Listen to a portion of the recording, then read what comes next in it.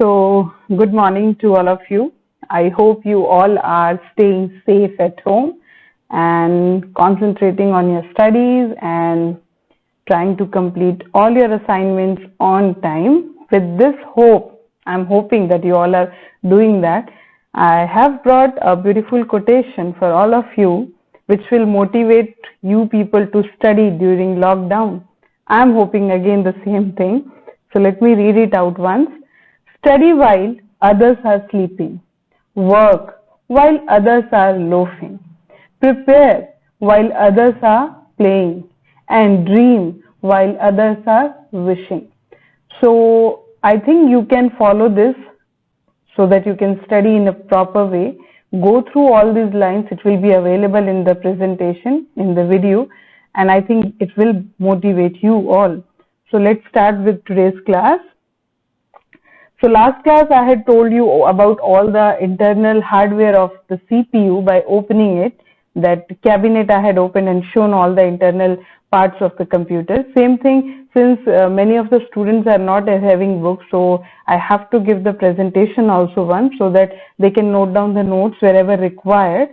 So let's start with that part first, and then I'll teach you the operating system and its function, and then BIOS, BIOS, which I already told once in the last video. This is part 3 of the video, and I think with this we will complete the whole chapter. And after that, I'm not going to give you any homework today. The very next class I'll be giving you homework, and once all the doubts will be sorted out, then only I'll go for the test. Okay, so the first thing about CPU means the cabinet we had discussed was SMPS, switch mode power supply. This is the area from where the power is supplied to the computer.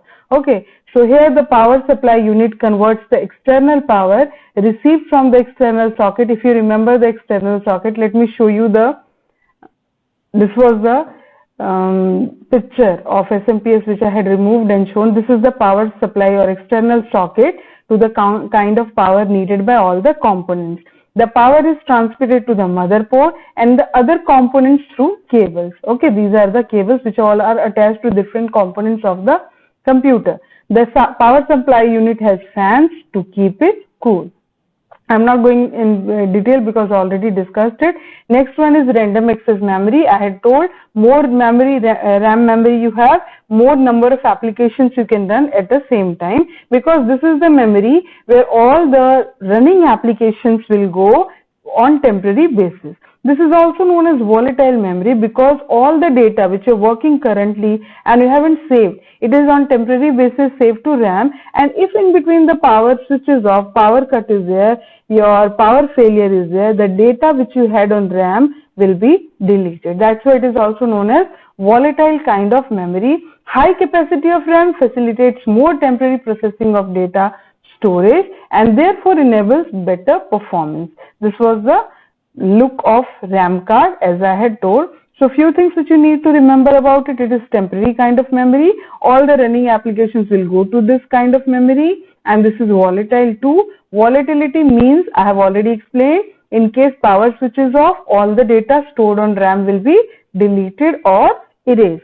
Okay, more RAM, higher performance or better performance of your system. Next we have hard drive. Hard drive is that area in your computer which helps you to read the hard disks of your computer. This is a storage device for digital data. Applications and data stored on the hard drive can be accessed even on rebooting. Rebooting, you understand? When you restart the computer, in case your system is hanging and all, you have to restart it. Some of the times you are restarting your mobile smartphones also. That is known as what? Rebooting. Booting means loading OS to your computer, and rebooting means again you have to do the same thing, that is rebooting. Okay. So this is the hard drive. Here this is the read-write head which will read the data from here, and the data on the hard disk is in the form of platters. Okay, platters are collection of different concentric circles where it is divided into sectors and tracks. I'm not going into deep detail of these things. So you all have understood. Many have shown the presentation also based on it. I was really happy to see that you all are knowing about it. Okay. Next is sound card. This card is basically for sounds, what type of sound you will get and what type of sound you will be providing to the computer. So you need a sound card for audio recording or hearing from the system. And this card I had shown while showing the previous video. This type of ports will be, these all are sound card audio ports which are there behind the CPU or the cabinet. Okay, this card installed on the motherboard is responsible for reading and sending audio data to and from audio devices such as microphones and speakers. Audio devices are connected to the sound card through audio ports. These all are known as what? Audio ports. Another card we have video card, which means optional. Like most of the times now students are engaged with playing graphical games. So for that you need a good graphics on your computer. For that you can have one video card. Video card looks like this. Here the pin slot is there where the devices which you have connected your system will be there. And this card installed on the motherboard is responsible for the graphic output of the computer. The monitor and other video devices, if any, are connected to the video card through ports. These are also ports. Next is operating system. For operating system, you need to understand few things. Suppose I have given a computer to you and it is having nothing inside it. Nothing means hardware is there but no software is there. Will you be able to work with that? No. So the first software which you need to install in the system is your operating system. Let's take one example, like I am knowing Hindi and I am going to talk to a person who doesn't know Hindi. So in between one mediator will be there who will keep on converting the language which I am speaking so that the second person can understand. Same way operating system works, an interface between the user. User means the person who is using the computer and the hardware. Okay, and after that application softwares are installed on the computer which are used for different purposes.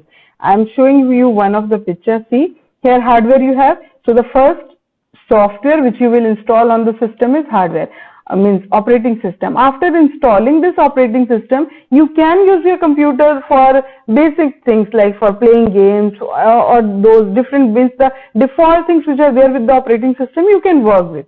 But for specific purpose softwares, like I want a spreadsheet to be used, a presentation to be used, for that different application softwares are available in market which have to be installed. And once all these three things are ready, then the user can use the computer, that is the hardware. Initially it was just a piece of hardware, then we installed operating system, then application software, and then user can work, means your computer is ready to work with. So operating system really plays a vital role. Without operating system, no, I can say that your computer cannot work or your computer is not able to work without an OS. OS stands for operating system.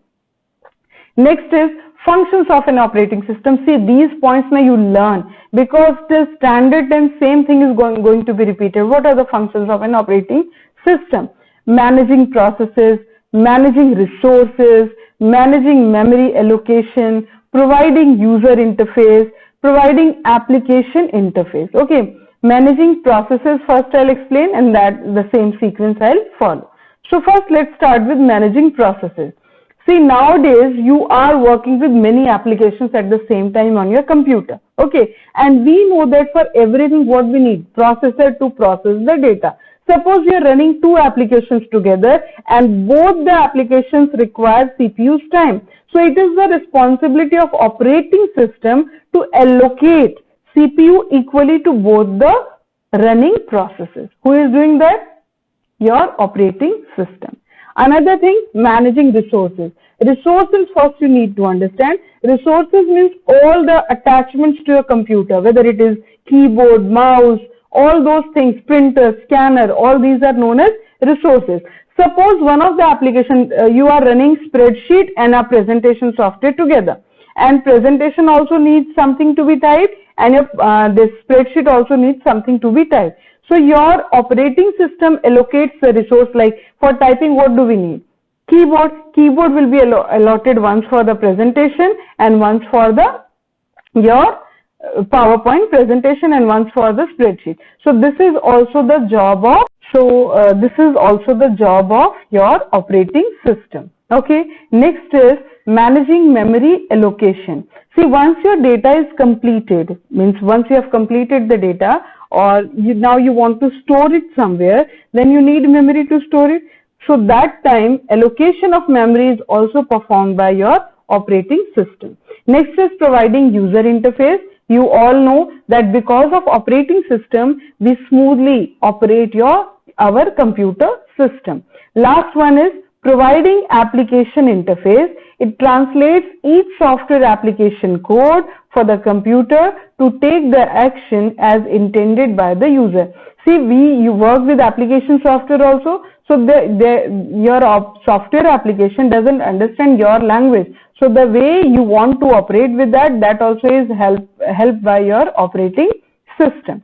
Next is examples of operating system. It is hidden here. It is operating system. Hidden means edited it. Here, Microsoft Corporation, what we are getting which operating system from that company? Microsoft Windows. Then Apple Mac OS, Mac operating system by Apple. Then Linus Torvalds provides Linux. This Linux operating system is open source that you don't have to purchase it. It is easily available online. You download, you install it, and you can work with it. Most of the times you must have heard about that Linux is totally virus free. Yes, it is, but sometimes exceptions can be there.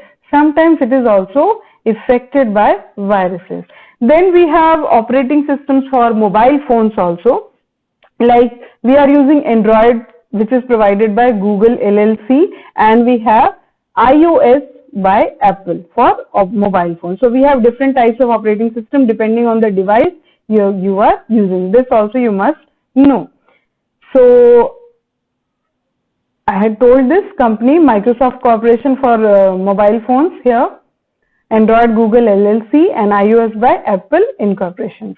Next is BIOS. BIOS, I had told you, this is the software which means it checks your system before booting that whether all the components are working properly or not.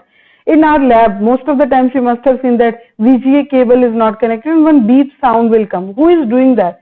Post. Post is a diagnostic test by a BIOS. It runs it before booting, where POST stands for Power On Self Test. It checks whether all the system devices such as keyboard and hardware elements such as CPU, memory are present and functioning properly or not. Okay, once POST is completed, POST stands for Power On Self Test, and who performs this? BIOS, Basic Input Output System.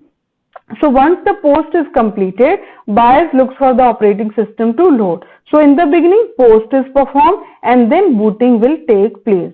Another form of BIOS is, which is a new successor of BIOS, to remove the technical glitches or limitations of BIOS, we have Unified Extensible Firmware Interface. So this is the successor of BIOS. So with this, we have completed the whole chapter. So I hope you all have understood the whole chapter. Wherever you have doubt in this things, you can drop a message through Campus Care, or you can, my videos are also, I haven't turned off the comments there. You can post a message through those videos also, but prefer always Campus Care to post the messages. Okay, so I think you all have understood, and this time I'm not going to give any assignment. First you go through all the presentations properly. Next Monday I'll be giving you the question answers and all the assignments which you have to do, and again I'll be asking the doubts, and once all the doubts are cleared, means you people have totally understood this chapter, then only I'll conduct the test. So thank you. Bye bye.